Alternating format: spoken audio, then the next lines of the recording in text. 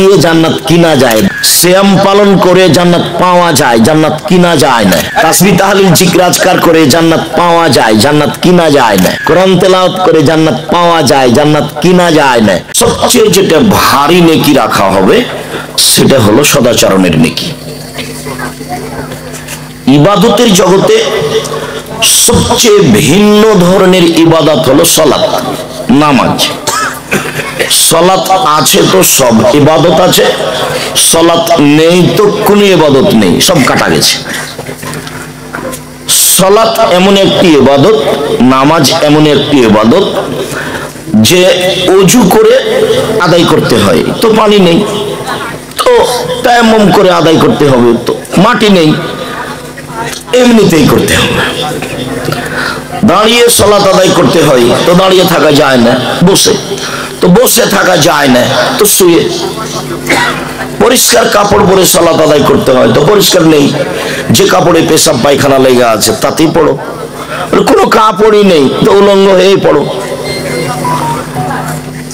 কেবলার দিক করে মুখ করে পড়তে হয়, তো কেবলা বোঝা যায় না, এমনিতেই পড়ো। মানে ইবাদতের জগতে এক আশ্চর্য ইবাদত যে মানুষের কোনো সমস্যা বুঝে না।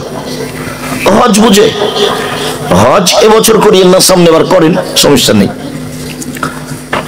রোজা, সিয়াম, রোজা বুঝে, আপনি অসুস্থ এখন করিয়েন না, পরে করেন। যাকাত বুঝে, ফরজ বিধান, আচ্ছা যাকাত আপনি 10 দিন আগে দিয়ে দেন, 10 দিন পরে দেন। কিন্তু অবাক ইবাদত সালাত যে কোন প্রকার মানুষের সমস্যা মানে না। এরপরেও সালাতের নেকি যত ভারী, সদাচরণের নেকি তার চেয়ে লক্ষ গুণ বেশি ভারী, মানে অনেক বেশি ভারী। আবু দারদা রাদিয়াল্লাহু তাআলা আনহু বলেন, আল্লাহর নবী বলেছেন, মানুষের নেকির পাল্লায় বিচারের মাঠে সবচেয়ে ভারী নেকির কাজ হলো সদাচরণ। সদাচরণ কি জিনিস এইটা একটা বাস্তব বুঝাই, তাহলে সহজ হবে। ওইখানে একটা অটো গাড়ি দাঁড়িয়ে আছে, আপনি বসে আছেন, তো আমি এখন অটোতে উঠতে যাচ্ছি, উঠেছি, বসিনি, তার আগে ছেলেটা অটোটা টান দিয়েছে, আমি আপনার গায়ে ধাক্কা খেয়ে পড়ে গেছি। তো এখন আপনি বলছেন, আচ্ছা আচ্ছা সমস্যা নেই, সমস্যা নেই, বসো, বসেন বসেন বসেন, সমস্যা নেই।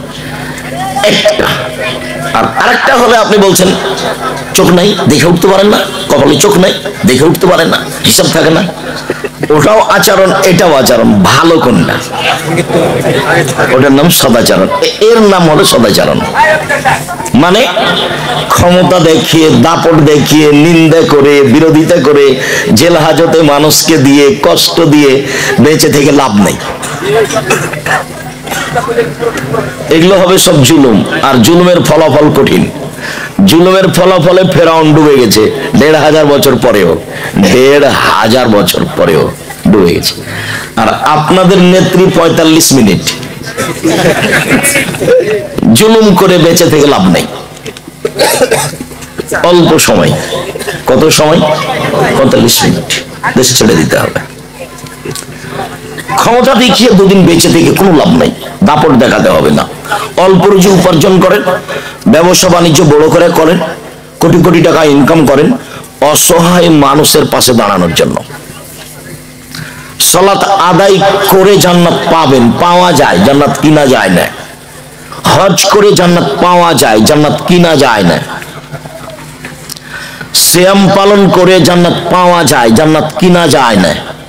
তাসবিহ তাহলিল জিকির আজকার করে জান্নাত পাওয়া যায়, জান্নাত কিনা যায় না। কোরআন তেলাওয়াত করে জান্নাত পাওয়া যায়, জান্নাত কিনা যায় না।